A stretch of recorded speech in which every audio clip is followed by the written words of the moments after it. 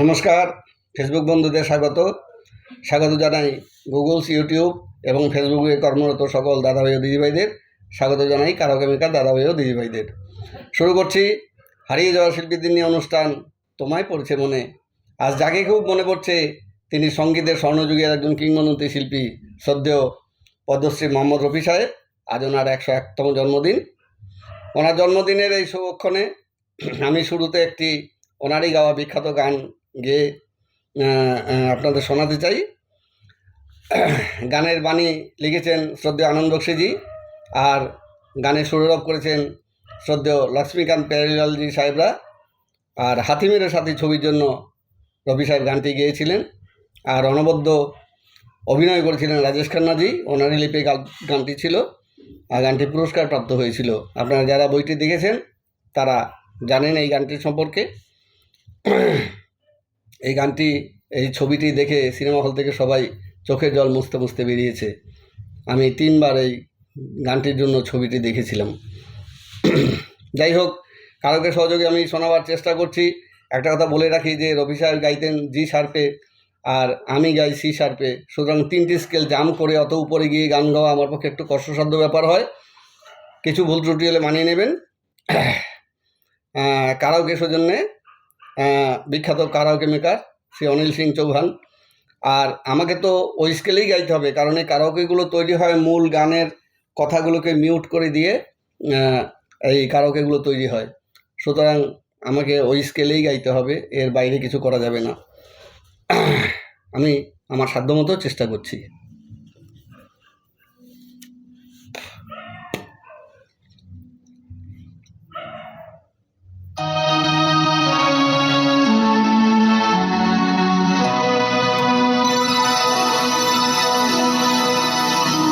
नफरत की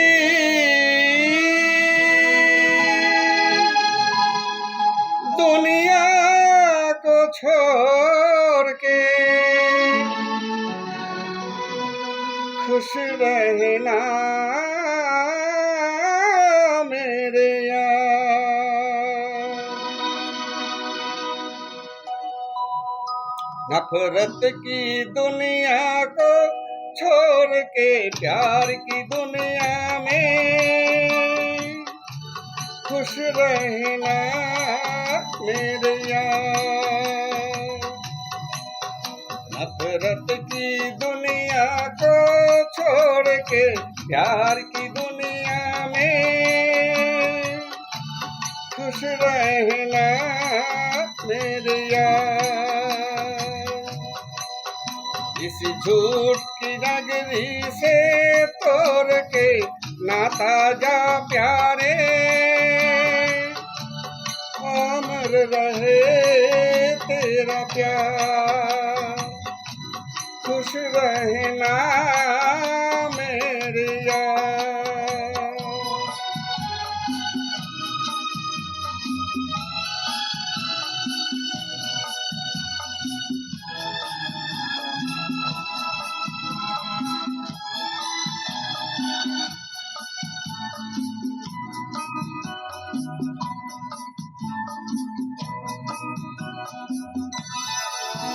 जब जानवर कोई इंसान को मारे, जब जानवर कोई इंसान को मारे, कहते हैं दुनिया में वहशी उसे सारे। एक जानवर की जान आज इंसानों ने ली है, चुप क्यों है संसार। खुश रहना मेरे यार।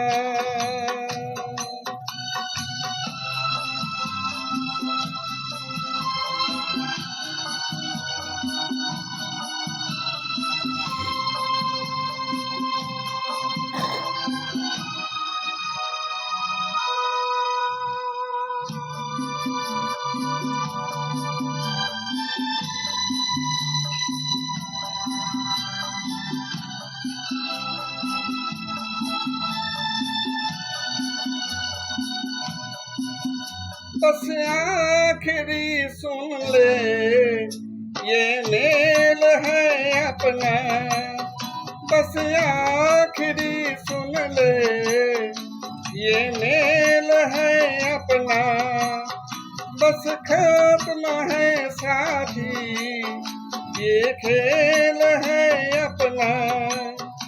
अब याद में तेरी बीत जाएंगे रो रो के जीवन के दिन का। नफरत की दुनिया को छोड़ के प्यार की दुनिया में खुश रहना मेरे यार, खुश रहना मेरे यार, खुश रहना मेरे यार, खुश रहना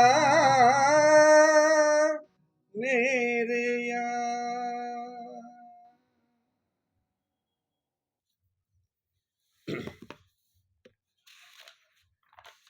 তা এই গানটির পিছনে একটু কাহিনী আছে। এই গানটি গাওয়ার কথা ছিল কিশোর কুমারের, মানে কিশোরদার। এই ছবি তো 4টি গান কিশোরদাই গেয়েছেন, একটি ডুয়েট ছিল বোধহয় লতাজির সাথে। তা এই গানটি কিছুতেই কিশোরদা গাইতে রাজি হচ্ছেন না, বলছেন এত দুঃখের গান, এত প্যাথেটিক সং আমার পক্ষে গাওয়া সম্ভব না, এটা রফি সাহেবকে দিয়ে এই গানটি গাওয়ান। এবার রাজেশ খান্নাজি চাইছেন যে সব গানগুলোই কিশোরদাই গাক, কারণ একটি ছবিতে গাই নিলে পরে একটি গানের জন্য আবার অন্যকে ধরা, তিনি হয়তো সেটা প্রেস্টিজে নিতে পারেন। যাই হোক, তা রাজেশ খান্নাজি জানালেন কিশোরদাকে যে উনি গাইবেন কেন, সব গানগুলো তো তুমি গিয়েছো, তাহলে রবি সাহেব একটা গান উনি কি রাজি হবেন? তা ওই লক্ষ্মীকান্ত প্যারিলালজিরা তো সুরকার গানের, ওনাদের কিশোরদা জানিয়ে দিলেন যে গিয়ে বলুন যে কিশোরবাবু বলেছেন এই গান আপনি ছাড়া উনি গাইতে পারবেন না, উনি গেয়ে দেবেন। যাই হোক, ওনার কাছে নিয়ে যাওয়া হলো এবং এই কথাই বলা হলো, এবং রবি সাহেব কিন্তু ফেরালেন না ওনাদের, এবং গানটি একটি কালজয়ী গান হয়ে গেল। জানি না কিশোরদা গাইলে কি হতো, কিন্তু রবি সাহেবের গাওয়া গানটি কিন্তু কালজয়ী গান হয়ে গেল এবং অতি বিখ্যাত হয়ে গেল। বইটি পুরস্কৃত হলো, প্রচুর অর্থ উপার্জন হলো এই বই থেকে। রাজেশ খান্নাজি তো একটি আস্ত বাংলো কিনে ফেললেন টাকা দিয়ে, আর ওই লক্ষ্মীকান্ত প্যারিলালজিরাও কিন্তু প্রচুর টাকা পেয়েছিলেন, কিন্তু রফি সাহেব কিন্তু বাড়তি পয়সা নেননি। উনি গানের জন্য একবারই টাকা নিতেন, কোনো রয়্যালটিও নিতেন না গানের জন্য। এই কারণে লতাজির সাথেও তার বিরোধ বেঁধেছিল এবং 1 বছর লতাজি রফি সাহেবের সঙ্গে ডুয়েট গাননি। পরে ওই জয়কি সাঞ্জির হস্তক্ষেপে ব্যাপারটা মিটে গিয়েছিল। কিন্তু রফি সাহেব, কিশোরদা, মান্নাদের সঙ্গে কিন্তু একটা সুন্দর একটা ট্রায়ও ছিল, খুব সুন্দর বোঝাপড়া ছিল, বন্ধুত্বপূর্ণ মনোভাব নিয়ে চলতেন ওনারা। অনেক সময় কিন্তু রফি সাহেব এরকম গান আবার কিশোরদার কাছে পাঠিয়ে দিতেন যে এটা কিশোরবাবুকে নিয়ে গাওয়ান, এটা ওনার গলায় ভালো লাগবে, আমার গলায় ভালো লাগবে না, এটা মান্নাবাবুর কাছে নিয়ে যান, এটা মান্নাবাবুর গলায় ভালো লাগবে। এরকম তারাও কিন্তু রফি সাহেবের কাছে গান পাঠিয়ে দিতেন। যাই হোক, এরকমই বন্ধুত্বপূর্ণ মনোভাব ছিল তাদের মধ্যে, কিন্তু আমাদের মধ্যেই সেগুলো নেই। আমরাই মানে শিল্পীদের নিয়ে রেষারেষি করি, অমুকে বড় শিল্পী, তমুকে বড় শিল্পী, কেউ ছোট শিল্পী না, সঙ্গীতের স্বর্ণযুগে সকলেই বড় শিল্পী, এটা মাথায় রাখবেন। যাই হোক, তাই এরকমই আমি এর আগে আপনাদের বৌজু বাউরা ছবির গানটি শুনিয়েছিলাম, অত্যন্ত হাই পিচের গান ছিল এবং সুর সপ্তকে গিয়ে আমারও খুব মানে গলা ধরে গিয়েছিল। আমি অনেক কষ্ট করে গানটি গিয়েছিলাম আমার বিশিষ্ট বন্ধু অনুপম পালের অনুরোধে, ও দুনিয়াকে রাখওয়ালে, ওই গানটি। সে গান যদি আপনাদের কখনো শোনার ইচ্ছা হয়, আপনারা প্লিজ আমাকে অনুরোধ করবেন না, ওই গান গাওয়া খুব রিস্কি ব্যাপার। ওই গান গাইতে গিয়ে রফি সাহেব একটি কনসার্টে ওই গানের ওই সুর সপ্তকে গিয়ে ওনার ভোকাল কর্ডের টিস্যু ছিঁড়ে গিয়েছিল, গলায় মুখে রক্ত এসেছিল এবং ডাক্তার ওনাকে ভয়েস রেস্টে থাকতে বলেছিলেন। 2 বছর রফি সাহেব ভয়েস রেস্টে ছিলেন, এটা ওই 70 থেকে 72 ওই সময়টায়। এবং ওই সময়টা প্রচুর গান কিশোরদা মানে একচেটিয়া করে গেছেন। যাই হোক, এই দুনিয়াকে রাখওয়ালে এই গানটি আমার ইউটিউবে রয়েছে, আপনারা আমার নাম দিয়ে সার্চ করলে ইউটিউবে 41টা ভিডিও পেয়ে যাবেন। আমি সব ভিডিও ওখানে আপলোড করে রাখি। তারপরে কোহিনূর ছবির গান মধুবন মে রাধিকা নাচে দে, এই গানও রয়েছে ওখানে। আর এই দুনিয়াকে রাখওয়ালে গানের পিছনে আবার একটুখানি কাহিনী আছে, আপনারা একটু ধৈর্য ধরে শুনুন, এই কথাগুলো আপনাদের ভালো লাগবে। ওই গানের যে সুরকার নৌশাদ আলী সুরিতে রফি সাহেব সবচেয়ে বেশি গান করেছেন।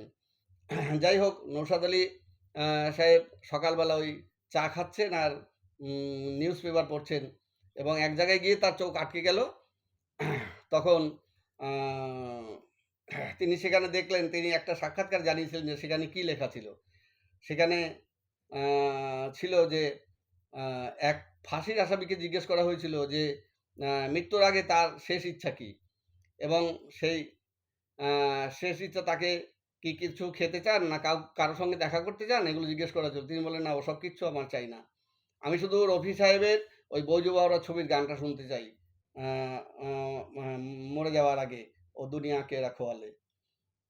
তখন পত্রপাঠ তাকে, তখন তো মোবাইল ছিল না, ওই টেপ রেকর্ডারে তাকে তড়িঘড়ি টেপ রেকর্ডার আনিয়ে তাকে সেই গান শুনিয়ে দেওয়া হয়েছিল, এবং সেই গান শুনে কিন্তু উনি হাসি মুখে ফাঁসির মঞ্চে উঠেছিলেন। এটা একটা অনেক বড় ঘটনা। এটা কিন্তু নৌশাদ আলীজিকে কিন্তু ভীষণভাবে নাড়িয়ে দিয়েছিল এই ঘটনাটা, এবং নৌশাদ আলী তখনই ভেবেছিলেন যে রফি সাহেবকে দিয়ে এই গান আরও অনেক গাওয়াতে হবে। যদিও অত্যন্ত উঁচু পিচের গান, কিন্তু গানটি তো অনবদ্য একটি গান, কারণ একজন ফাঁসির আসামির শেষ ইচ্ছা, হ্যাঁ, যেখানে এই গানটি শোনার, তাহলে এই গানটি কত বড় মাপের গান। যাই হোক, এই গান রফি সাহেব বিদেশে গিয়েও প্রচুর গিয়েছেন, এবং এই গান তাকে গাইতেই হতো সব জায়গায়। এটি এমনই একটি বিখ্যাত গান ছিল। যাই হোক, এইরকমই এইসব গান, হাতিমের সাথীর গানটি, তারপরে কোহিনূর ছবির গানটি মধুবন মে রাধিকা নাচে দে, এই গানও আপনাদের শুনিয়েছি, এই গানেরও ভিডিও রয়েছে ওখানে ইউটিউবে। যাই হোক, আর অন্য অনেক গান রয়েছে, সব বিখ্যাত গান। কারণ রফি সাহেবের কথা তো আপনাদের বলেইছি যে 26,000-এরও বেশি গান তিনি গেয়েছেন, মানে ছায়াছবির জন্যই। মানে আঞ্চলিক অনেক ভাষা ছাড়াও তিনি প্রচুর বিদেশি ভাষায়ও কিন্তু তিনি গান করেছেন, আর বাংলা হিন্দি তো তার সঙ্গে রয়েছেই। বাংলা গানও অনেক বিখ্যাত গান তার অ্যালবাম রয়েছে, আপনাদের শুনেছিলাম, ওই যে পাখিটার বুকে যেন তীর মেরো না, এবার তাহলে আমি যাই, এই গানটি আপনাদের গতবার শুনিয়েছিলাম অনুপম পালের অনুরোধে।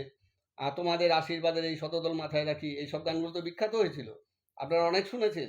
তারপরে কাজী সাহেবের গান পাষাণের ভাঙালে ঘুম, এই গানটি আপনাদের শুনিয়েছিলাম।